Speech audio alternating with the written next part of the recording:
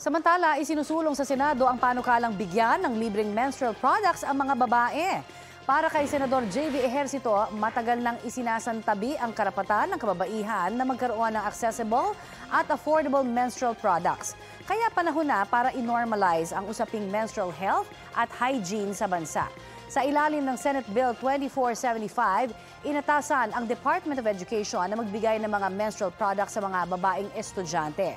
Habang Department of Health naman ang dapat magbibigay ng mga ito sa bawat barangay health center. Pag naging batas na, susundan ng Pilipinas ang Scotland na unang bansang nagpatupad ng libreng menstrual products para sa mga nangangailangan. Kung maisa sa katuparan ho, yung panukalang yan, libre naman itong mga ipamimigay daw ng mga menstrual products. Ay, mga mare, maganda nga ba itong hakbang para sa karapatan nating mga babae?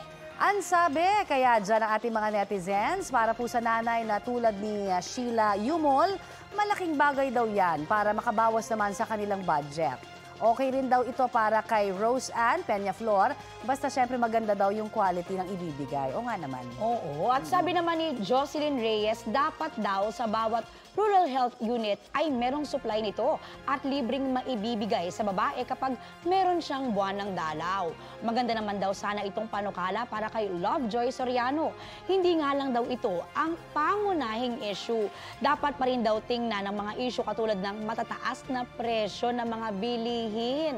Ako, ang dami talagang komento pagdating dyan. Sabi rin ho ni Mary Ann Albay, basta raw makakatulong sa budget, maganda yan. Pero ang tanong daw, mabibigyan naman kaya ang lahat? Yun ang ating aabangan.